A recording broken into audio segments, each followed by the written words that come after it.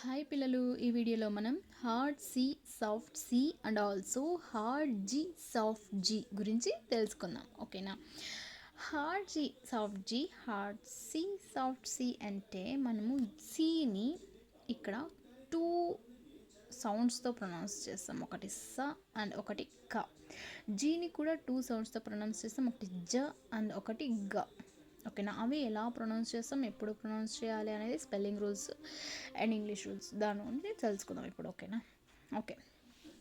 When C is followed by E I Y అంటే C అనే alphabet ఈఐవైని follow అయితే అప్పుడు స సౌండ్ వస్తుంది. It makes soft sound. Okay. When C letter is followed by EIY, it will make soft sound like S. When it is any other letter, it makes hard sound. అంటే apart from EIY, అది వేరే ఒక్క alphabet అయినా కూడా అది ఖ అనే సౌండ్తో pronunciation చేస్తాము. ఓకేనా? సాఫ్ట్ సి సౌండ్ వచ్చేసి స, హార్డ్ సి సౌండ్ వచ్చేసి ఖ. ఓకే. హార్డ్ సికి కొన్ని ఎగ్జాంపుల్స్ చూసాం. కార్న్.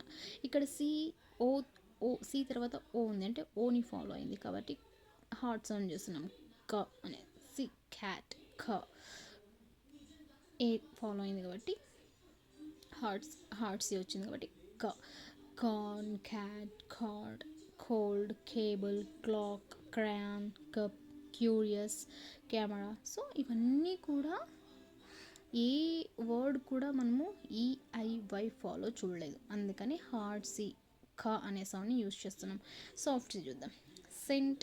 ఇక్కడ సెంట్ అనే పదంలో సి ఈని ఫాలో అయింది కాబట్టి స అనే సౌండ్ వస్తుంది కాబట్టి సెంట్. సిటీ ఐని ఫాలో అయింది. ఓకేనా? So city. ఇక్కడ కూడా మనం సాఫ్ట్ సిగా తీసుకుంటాం, ఎందుకంటే రూల్ ప్రకారం ఈఐవై ఈ 3 లెటర్స్ని ఫాలో అయితే సాఫ్ట్ సి అవుతుంది. అందుకని ఇక్కడ కూడా ఈ ఫాలో అయింది, ఇక్కడ ఐ ఫాలో అయింది. Cent, city, face, fancy. ఇక్కడ చూడండి వై ఫాలో అయింది కాబట్టి స అనే సౌండ్ చేస్తున్నాం. Fancy, pencil, bounce, spicy, certain, cinema, cyclone, circle, like this. So ఈ సి అనే ఆల్ఫాబెట్ ఈఐవై ఫాలో అయితే సాఫ్ట్ సౌండ్ వస్తుంది, వేరే ఎనీ అదర్ లెటర్ అయితే హార్డ్ సౌండ్ అవుతుంది అస్ ఖ. ఓకేనా? So this is the rule for soft C and hard C. Let's see some examples for G as well. Okay. So soft G. When the letter G is followed by EIY, then we will make J sound. అంటే ఏంటి? C రూలే దీనికి కూడా apply చేస్తాం. ఏంటి? G అనే letter ఈఐవైని follow అయితే అది జ సౌండ్ చేస్తుంది. For example let's see some examples. Okay. Gentle. ఇక్కడ జీ అనే ఆల్ఫాబెట్ ఈని ఫాలో అయింది, జెంటిల్ కదా. So it's a soft G. Gentle. Giant.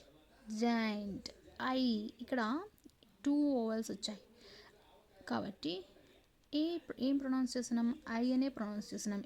అనే ప్రొనౌన్స్ మనం చేయట్లేదు, ఐ అనే చేస్తున్నాం. ఐ కదా. సో ఇది ఏ అనే ఆల్ఫాబెట్, ఏ ఓవెల్ని కన్సిడర్ చేయము, ఇక్కడ మెయిన్ ఐనే కన్సిడర్ చేస్తాం. Giant, I. సో ఇక్కడ జ అనేది సైలెంట్ అయింది. మనము ఓవెల్ ప్రొనౌన్సియేషన్స్ ఒకసారి చూసుకోవాలి. ఇక్కడ 2 ఓవెల్స్ వచ్చాయి కాబట్టి మీరు కన్ఫ్యూజన్ అవ్వద్దండి. మనం ఏ ఓవెల్ని ప్రొనౌన్స్ చేస్తున్నామో అది మెయిన్గా తీసుకోవాలి. ఇక్కడ ఐ జీ తర్వాత ఐ సౌండ్ వస్తుంది కాబట్టి జ అనేది సాఫ్ట్ అయిపోయింది. ఎనర్జీ, జీ చూడండి why. So G is soft. Gym, angel, edge, digital, gel, ginger, gem, magic, vegetable.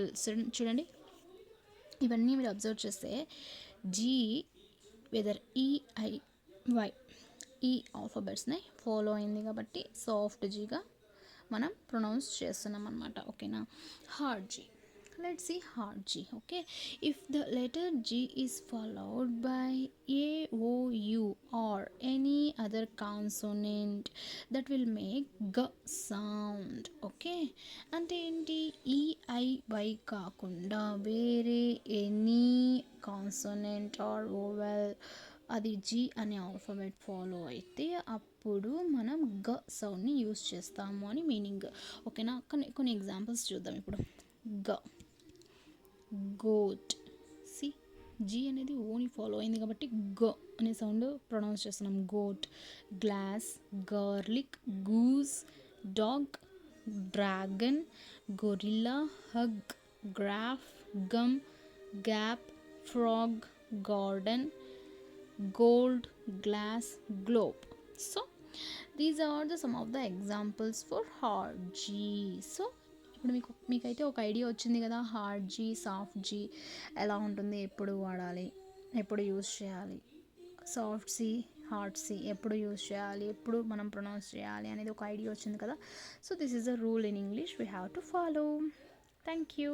So next వీడియోస్లో మరికొన్ని రూల్స్ని నేను పోస్ట్ చేస్తాను. English rules, spelling rules post చేస్తా అండ్ సైలెంట్ లెటర్స్ కూడా పోస్ట్ చేస్తా. సో నా ఛానల్ని సబ్స్క్రైబ్ చేసుకోండి, నా ఛానల్ ఫాలో అవ్వండి, సపోర్ట్ చేయండి. సో మీకు ఇంకా కొన్ని English rules and alphabet rules నేను ఎక్స్ప్లెయిన్ చేస్తాను. ఓకేనా, థ్యాంక్ యూ ఆల్, బాయ్.